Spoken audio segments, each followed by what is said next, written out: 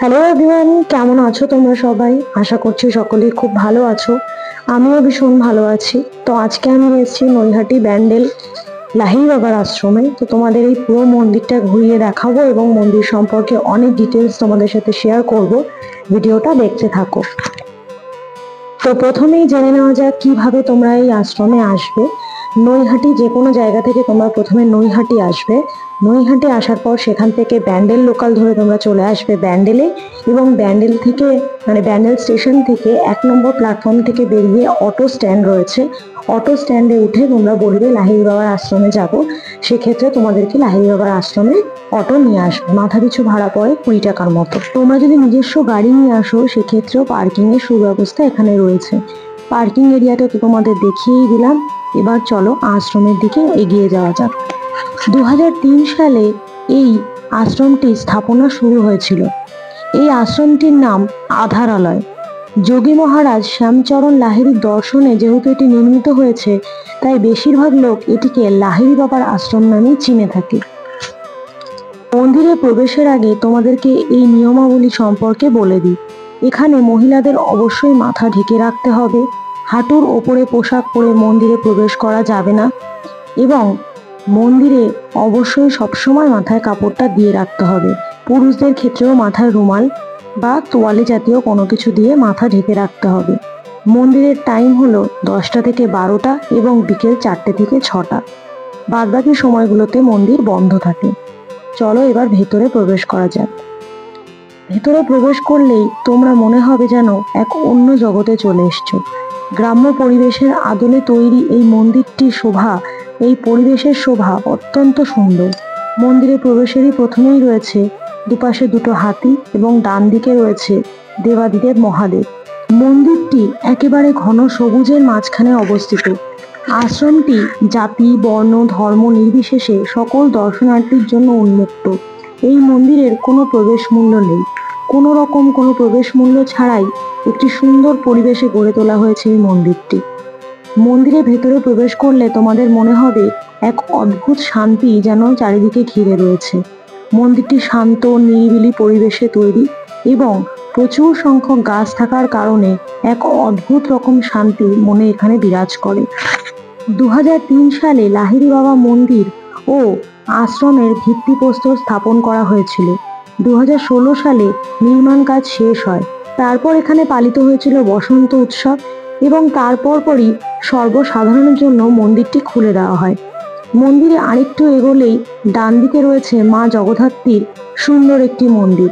মূর্তিটি অসম্ভব সুন্দর। বাম দিকে রয়েছে দুর্গা ঠাকুরের একটি অনবদ্য মূর্তি।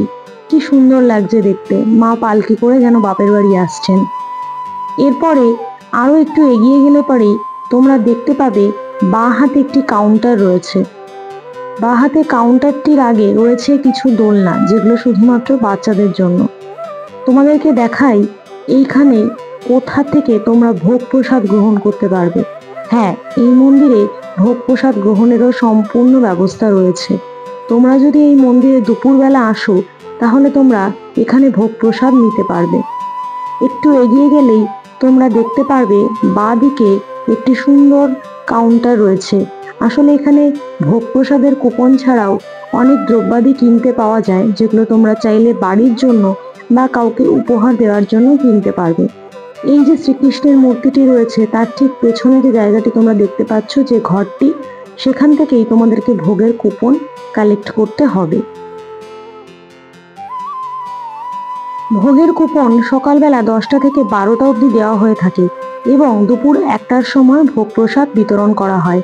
ভোগ প্রসাদের মূল্য থাকে 60 টাকা থেকে 70 টাকার মধ্যে, এবং ভোগ প্রসাদ গ্রহণের পরে নিজস্ব যে বাসন সেটা নিজেকেই ভোগ প্রসাদের কাউন্টার কোথায় রয়েছে, কোথায় ভোগ প্রসাদ বসিয়ে খাওয়ানো হয়, সেটাও আমি তোমাদেরকে দেখিয়ে দেওয়ার চেষ্টা করব। আমি যেহেতু বিকেলবেলা এসেছিলাম তাই সেই সময় ভোগ প্রসাদের জায়গাটি বন্ধ ছিল। ভোগ প্রসাদের কাউন্টার ছাড়িয়ে আরো এগিয়ে আসলে তোমরা দেখতে পাবে এখানে শ্রীকৃষ্ণ যে অর্জুনের রথ টেনেছিল তার একটি খুব সুন্দর প্রতিভা এখানে ফুটিয়ে তোলা হয়েছে। খুব সুন্দর একটি চিত্র এখানে মূর্তির মাধ্যমে ফুটিয়ে তোলা হয়েছে। তারপরে একটু এগিয়ে গেলে মন্দিরে পুজো দেওয়ার জন্য চাইলে তোমরা ধূপ মোমবাতি এখান থেকে কিনতে পারবে। এখানে কোনো ডালির ব্যবস্থা নেই। এরপরে আমরা মন্দিরে প্রবেশ করতে চলেছি। মন্দিরটি অসামান্য সুন্দর, অনেকটা দক্ষিণ ভারতীয় মন্দিরগুলির আদলে তৈরি। মন্দিরের ভেতরে ফটোগ্রাফি, ভিডিওগ্রাফি সম্পূর্ণ নিষিদ্ধ। মন্দিরটির ভেতরে রয়েছে বেশ কয়েকটি ছোট ছোট মন্দির, রয়েছে জগন্নাথ দেবের মন্দির, রয়েছে মা সরস্বতীর মন্দির, এছাড়াও রয়েছে নিচে গর্ভগৃহে শ্যামাচরণ লাহিড়ী বাবাজির একটি বিশাল আকার মূর্তি, যেখানে তোমরা বসে মেডিটেশন বা ধ্যানও করতে পারবে। ওইখানেই রয়েছে খুব সুন্দর একটি শিবলিঙ্গ। গর্ভগৃহের ভেতরে তোমরা দেখতে পাবে মন্দিরটি আমাদের মানব শরীরের আদলে গড়ে তোলা হয়েছে, অর্থাৎ বাস্তুশাস্ত্র এবং যোগশাস্ত্রকে মাথায় রেখে মন্দিরটি স্থাপন করা হয়েছে। মন্দিরটি দেখলে মনে হয় যেন জলের মধ্যে থেকে উঠে আসছে। মন্দিরের সামনে রয়েছে খুব সুন্দর একটি জলাধার, যেখানে পদ্ম ফুল ফুটে থাকে এবং বিভিন্ন রকমের মাছ থাকে। বর্ষাকাল হওয়ায় এখানে আপাতত পদ্ম ফুলের দেখা আমরা পাইনি, কিন্তু অন্যান্য সময় পদ্ম ফুলের এখানে খুব সুন্দর সমাহার দেখা যায় এবং তার সাথে থাকে বিভিন্ন রং বেরঙের মাছ। মন্দিরের দুদিকে দুটি ছোট ছোট মন্দির রয়েছে। একটিতে রয়েছে মা কালী, মা দুর্গা এবং শ্রীকৃষ্ণ, এবং এক পাশে রয়েছে রাম, লক্ষ্মণ এবং সীতা। এবার আসা যাক এই লাহিড়ী বাবা আশ্রম নামকরণের তাৎপর্য এবং লাহিড়ী বাবাকে সেই সম্পর্কে একটি সংক্ষিপ্ত আলোচনায়। লাহিড়ী বাবা যিনি ছিলেন, তার পুরো নাম ছিল শ্যামচরণ লাহিড়ী, যিনি 1828 খ্রিস্টাব্দের 30শে সেপ্টেম্বর জন্মগ্রহণ করেছিলেন। তিনি যোগীরাজ বা কাশী বাবা নামেও পরিচিত ছিলেন। তিনি ক্রিয়াযোগের যৌগিক বিজ্ঞানকে পুনরুজ্জীবিত করে তুলেছিলেন এবং তিনি ছিলেন একজন গৃহস্থ সাধক, অর্থাৎ তিনি কিন্তু ঘর বাড়ি ছেড়ে সম্পূর্ণ যোগী হয়ে যাননি। তিনি সাংসারিক জীবন এবং আধ্যাত্মিক চিন্তাভাবনাকে সমান গুরুত্ব দিয়েছিলেন এবং তাই জন্যই তিনি অন্যদের থেকে আলাদা ছিলেন। যোগানন্দ স্বামী তার গ্রন্থে লিখেছেন, তিনি বিশ্বের কাছে ক্রিয়াযোগের হারিয়ে যাওয়া অনুশীলনকে পুনঃপ্রবর্তন করেছেন, তাই তিনি তাকে যোগানন্দ বা যোগাবতারও বলেছেন। পরবর্তীকালে এই লাহিড়ী বাবাকে উদ্দেশ্য করেই এই মন্দিরটি তৈরি করা হয় এবং সেই জন্যই জনসমক্ষে এই মন্দির বা এই আশ্রম লাহিড়ী বাবা আশ্রম নামে পরিচিত। প্রকৃতির কোলে ছোট্ট একটি সুন্দর আশ্রম, যার পরিবেশ এবং স্নিগ্ধতা ভীষণই সুন্দর।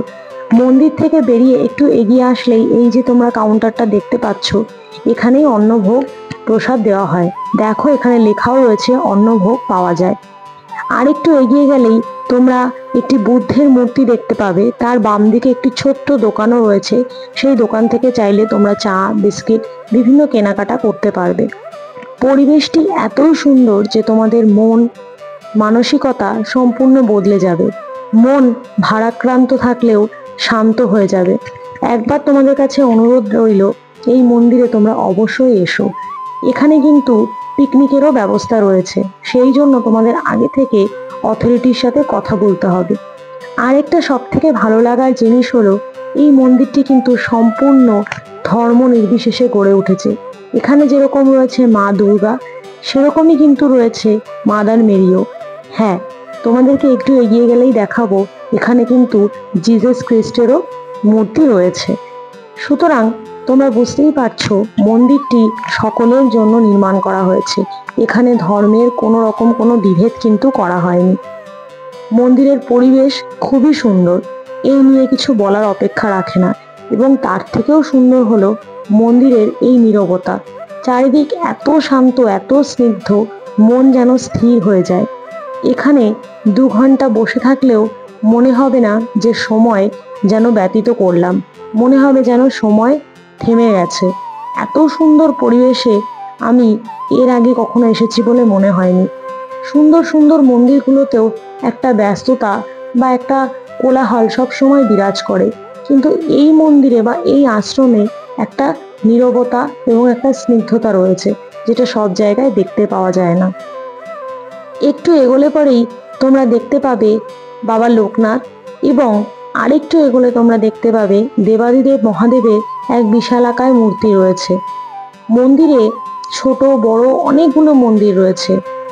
এই যে আশ্রমটা তার চারিদিক ঘুরে দেখতে বেশ খানিকটা সময় তোমাদের লেগে যাবে। তোমরা যদি দিনের বেলা আসো তাহলে 10টা থেকে 12টার মধ্যে এসে ভোগের কুপন কেটে নিয়ে মন্দির সুন্দর করে ঘুরে দেখে তারপর দুপুরবেলা লাঞ্চ টাইমে মন্দিরে প্রসাদ গ্রহণ করে কিন্তু লাঞ্চটা সেরে নিতেই পারো। আশা করি একদিনের ছুটি কাটানোর জন্য বা একটু শান্ত নিরিবিলি সময় কাটানোর জন্য এটি একটি উপযুক্ত স্থান হবে। তোমাদের সাথে যতটা পারলাম ডিটেলস শেয়ার করলাম। আশা করি ভিডিওটি তোমাদের ভালো লেগেছে। ভিডিওটি যদি ভালো লেগে থাকে তাহলে একটা লাইক করতে ভুলো না, চ্যানেলটাকে সাবস্ক্রাইব করতে ভুলো না। তোমাদের সাথে আবার নতুন কোনো ভিডিও নিয়ে শীঘ্রই দেখা হবে। সকলে ভালো থেকো, সুস্থ থেকো, আনন্দে থেকো, ঘুরতে থেকো। টাটা।